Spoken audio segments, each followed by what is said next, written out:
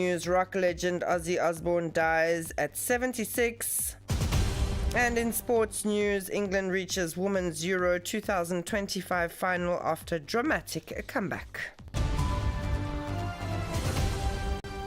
The report of the Court of Inquiry into the sinking of the MV Wakasho is currently with the Office of the Director of Public Prosecutions. It will be made public as soon as the investigations are completed. These were the comments by the Minister of Fisheries and Blue Economy. Nearly 5 years after the events that followed the sinking of the Japanese bulk carrier, Arvind Bulal, who was then leader of the opposition, has reaffirmed his desire to see the report of these proceedings made public. However, he stressed the importance of respecting the confidentiality clauses of the ongoing investigations.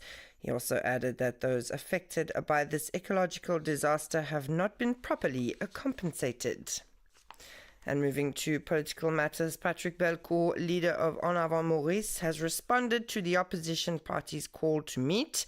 Following Roshi Badin's rejection and Rama Valaiden's skepticism, it is now Patrick Belcourt, leader of En Avant Maurice, who has declined Nando Boda's offer of a joint platform for opposition parties. According to the leader, Nando Boda has failed to learn from the past by seeking to join forces with the MSM. We listen to this commentary voiced over by Pranav Bihari. We wish to clearly dissociate ourselves from Nando Boda, who claims to have taken political leave. He has neither consulted anyone nor learnt from the past, and above all, he seems out of touch with reality. Today he is calling for the MSM to be included in his proposal. That is entirely his responsibility. At En Avant Maurice, we remain focused on our mission, addressing people's expectations, strengthening our presence, carrying forward our programme.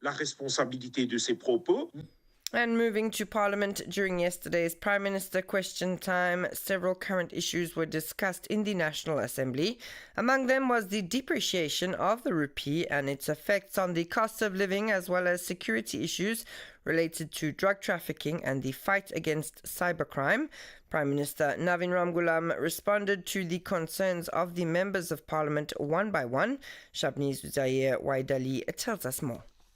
During yesterday's Prime Minister's question time, the Dr. Navin Ramgoolam answered a question from MP Manoj Siburn regarding the impact of the rupee's depreciation on the cost of living. He reminded the Assembly that the exchange rate rose from 31.97 to 46.64 rupees per US dollar between December 2014 and October 2024, representing a 46% decline in value. This drop caused inflation of 43.3%, significantly increasing the cost of living. The Prime Minister attributed this situation to the poor economic management of the previous government. On the international level, the devaluation also contributed to widening the trade deficit. Another topic discussed was drug trafficking on the West Coast. MP Arvind Babaji asked for details about arrests and ongoing investigations. Between 2020 and July 2025, 117 drug-related cases were recorded, resulting in the arrest of 146 Mauritian nationals and 17 foreigners. The Prime Minister stated that investigations are ongoing and that the region is under increased surveillance through safe city cameras, ground patrols, and aerial monitoring. Finally, MP Babita Thanu raised questions about the effectiveness of the cybercrime unit. Between 2014 and 2024, 3,337 cybercrime cases were recorded, with more than 2,100 cases already processed. Staffing has been increased, regular training is provided, and cooperation with CERT.MU has intensified. The police laboratory operates 24 hours a day, and a specialized cybersecurity unit is currently being established with the help of the international experts.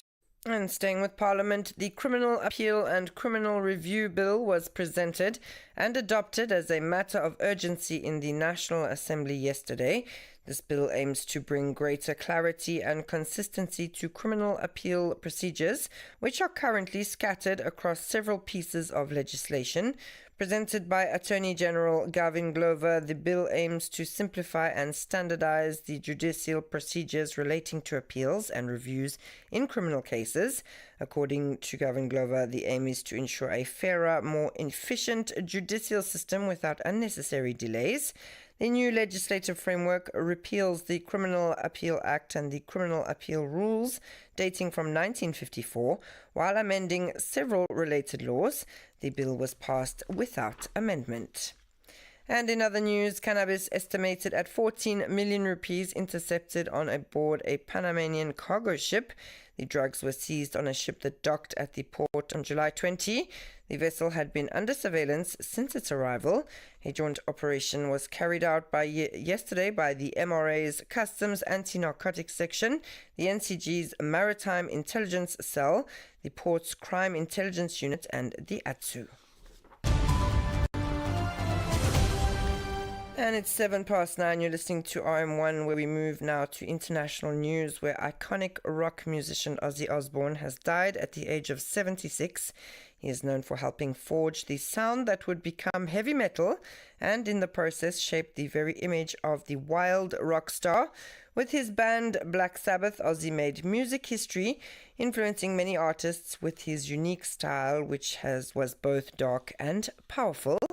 And in other world news, around 100 NGOs, including Doctors Without Borders, Amnesty International, and Oxfam International, warn that a mass famine is spreading in the Gaza Strip, which is under siege by Israel. They are calling for an immediate ceasefire, the opening of all land crossings, and the free movement of humanitarian aid. And finally, on to sports. England advances to the final of the 2025 Women's Euro after a stunning victory over Italy. Trailing 1-0 after a goal by Bonanzi in the first half, the Lionesses snatched an equaliser in stoppage time thanks to Michelle Agyemang, who had come on as a substitute just seconds earlier. And in the 119th minute, Chloe Kelly pounced on the rebound from her own penalty to secure a 2-1 victory for England. Tonight, it's time for the second semi-final of the 2025 Women's Euro, where Germany faces Spain at 11 p.m. The winner will then join England in the final. That's all from me this morning. Thanks so much for tuning in. Stay tuned now to the Intermid playlist until 10 a.m.